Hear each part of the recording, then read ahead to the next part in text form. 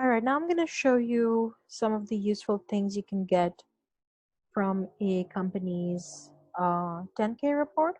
So to download a 10K, you can simply go to the Security and Exchange Commission website, go to company filing search, and it's if you know the ticker, it's a quick search. You just type in Tractor Supply, and then you look at the latest 10K. If you don't want to wade through all that information, you can simply search for 10K. It will show you the recent 10Ks. All right, so what I'm gonna do is go here and look it up, right? So yeah, this is like the entire annual report that they filed with the SEC for their fiscal year 2020. Another way to do it is just go to Tractor Supply Investor Relations. You can just Google it, and then every company has an investor relations page, and then they will have their annual reports, right, and so on. So you can just, and then the latest 10Q or their quarterly results as well, so you can just download them here, right? Okay, so lots of great stuff in the 10K. That's where it starts. Okay, so obviously this is a very long document. You're not going to read through the whole thing, but some of the parts I like to read or that are super useful to me are in part one, like business and risk factors, which give me some idea of what kind of risks this business is facing, competition, industry pressure, and also what their business model is, and if there are any strategies they're trying to implement in the future. Other things I like to read are probably like financial statements, and then like the debt schedule and so on. All right. So I'm gonna go like this is a quick overview. Their business strategy. They're like, hey, we have this market niche, um, and we supply the lifestyle needs of recreational farmers and so on. So this gives me an idea of like what this company is trying to do, who their customers are, how they do their customer service, um, and then lots of great important stuff. So, like this is where our revenues come from, right? 47% of their revenues come from livestock and pet products. So this is useful for me to know. And only like 4% come from agriculture, 8% from clothing, footwear. So when I'm doing my analysis, I'll probably give more weight to these three industries and not so much to these two, because they don't affect the sales of the company all that much, right? Other stuff, they're like, hey, we have these exclusive brands. This is super useful because it tells me 31% of their sales come from their own exclusive brands. So they don't have as much like supplier pressure because they make their own stuff. So their suppliers cannot have that much of power over them, right? They're doing like marketing, omni-channel. They're like, okay, we're also selling online. They talk a little bit about their management, continuous improvement. So all of this gives me some sense of what the company has been doing in the past and also where the company is going, because they will give me some idea here about what their strategies are, what their model is. All right. They also talk a little bit about competition. Historically, some of their sales have been hurt by bad weather, so they'll talk a little bit about that. So basically, these first few pages, they will give you somewhat of an idea about what the company, like the essence of the company, and how they operate. I also like to look at risk factors because analyzing business risk is a very important part of what we do. Because even if a company is like super successful and is expected to grow a lot, if they are highly risky, then we have to reconsider whether we want to invest in that company. So definitely important. It might not affect our quantitative valuation. It might not affect the numbers. Sometimes it may, but mostly it may not. But it will definitely be like a non-quantitative or qualitative consideration in our recommendation as well. Yeah, so these are some of the risk factors, right? They go on and on. Not all of them are useful, but companies kind of have to legally disclose them. Like, hey, if somebody hacks into our databases, our private consumer information, we could, there could be that liability. But usually you would look at the first few or just like read the headings and then decide which ones are important, right? So now most of this stuff is not very, very interesting to me. This graph, usually I like to look at, sometimes I'll also include it in my presentation. It shows you how the company has been doing compared to the S&P 500 and also to the S&P retail index. So just like the other companies in that sector. So it looks like Tractor Supply has been underperforming. This may or may not be useful because this is historical information, but we might want to keep this, keep this picture or this trend in mind when we are doing our analysis. There's also selected financial data, then a whole bunch of stuff which I don't really want to look at. Okay. There's a lot of accounting information as well in the financial statements, just because they're legally required to disclose their accounting practices, if there are any changes, and there's lots of like footnotes. So they might not be important to you for your valuation purpose. But things like this, for example, how many stores they have. They have these many Tractor Supply stores and these many PetSense stores, and how many they're planning to have, right?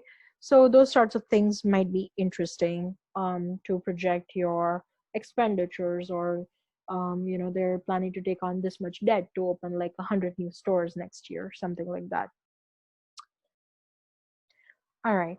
So one of the really interesting sections of the 10K, and super useful, is their debt. So here you'll see, they've summarized their debt, and then they have like a long description of what the debt is. So let's see. They said in August 2017, they entered into a note purchase agreement, blah, blah, blah. So they agreed to sell $150 million in notes due August 2029. So we know they have $150 million of debt due in August 2029. Interest is payable semi-annually and 3.7%. So if you don't have a cost of debt estimate from other sources, you can use this interest rate that they're paying on their long-term debt as your cost of debt, right? Because this is literally the cost of their debt. They also have other information saying, hey, in 2016, they entered into a senior credit facility, blah, blah, and this matures in 2022. So when you're forecasting your long-term debt, you would reduce this amount. In 2022, you would reduce this, whatever amount it was, $500 million, $50 million, right? And then in 2017, again, they, made a loan agreement due June 15, 2022. So um, they outline all the debt that they have issued, and when it matures. You can also go on Bloomberg and use the DDIS function. DDIS, that's debt distribution, to check out when a company's debt matures. So this will help you with your long-term debt forecasts. Other than the 10K, you'll also find useful resources on the investor relations page. So if you go down here, they have kind of their latest presentation they made to investors, just like a CEO meet and greet. So they're like, this is what we've been doing. But this is a super short presentation. But if you go to events and presentations, you can find a lot of great stuff. An event that many companies have is called Investor Day. where they kind of update the investors on what they've been doing, where they're going, and so on.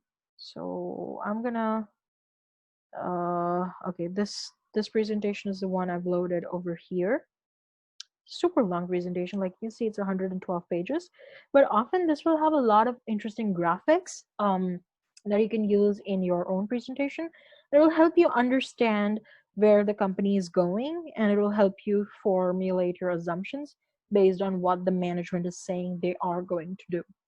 So basically, there's this agenda, statements, but then, it continues on about like, okay, this is what our customers are like, what are their characteristics. These are the awards we won. Like this is our business strategy. These are our strengths. So all of these things you can use to kind of formulate your assumptions as well as make your presentation. They acquired PetSense a couple years ago. They're talking about how they are evolving that acquisition and using it to their advantage and so on, right? So, and their long-term targets as well. So investor day presentations are very, very useful. And also they're just a more fun way than looking at 10Ks, right? They're more informative. Lots of pictures and graphs, which are always useful, more intuitive as well. Um, yeah, so definitely, not all companies will have this investor day presentation, but definitely look for one if your company has one. That would be really great. Next thing I want to show you is Damodaran's website. So we have a few of this is Aswad Damodaran's website, who is a valuation corporate finance professor at NYU Stern, and he has done a lot of great work in this field, and he has accumulated a lot of resources on his website. So you can go to data. He has a whole bunch of data. You can go to tools, right? Like how to do things, right? He has webcasts, he has spreadsheets, online tools. Just feel free to explore his website. Like I said, lots of great stuff. And then he also, well, what was I looking at? Teaching. Under teaching, he uploads a lot of his own lectures. So you can just look at, like, you go to regular classes, valuation, whatever class you want to look at. He has YouTube videos, he has PDFs, PowerPoints, all sorts of things. So lots of useful information on here. On our Teams page, we actually do have several of his PowerPoint presentations in our learning resources. I'm going to go to Teams and show you some of our archive of resources as well. Lots of great stuff in there. So you would go to Files under General, and then this is all of your resources. If you go to Learning Materials, there's technical analysis, Damodaran's valuation, what I was talking about, mergers, some what discounting period to use, Bloomberg functions. This is I believe a report. Yeah, it's an equity research report written by our school's team for the CFA Institute's research challenge. So lots of great things in here. There's also a guide and templates folder, which has like a PowerPoint template that it's a guide for what you can follow. It has like a report template. So when you're going to be writing your long report, how it should be structured. We write investment summaries. So the summary template as well, final email template. So executive summary template. So, lots of different stuff that you can explore as well as other things. So broker statements are just, every month how our fund has been doing. We upload that statement here. Within sectors, if you go into each sector, let's say financials, you will find recent presentations and valuations. right? You go to CME, this is the valuation, this is the PowerPoints. You can take some guidance from there, like what other analysts have been doing. All right.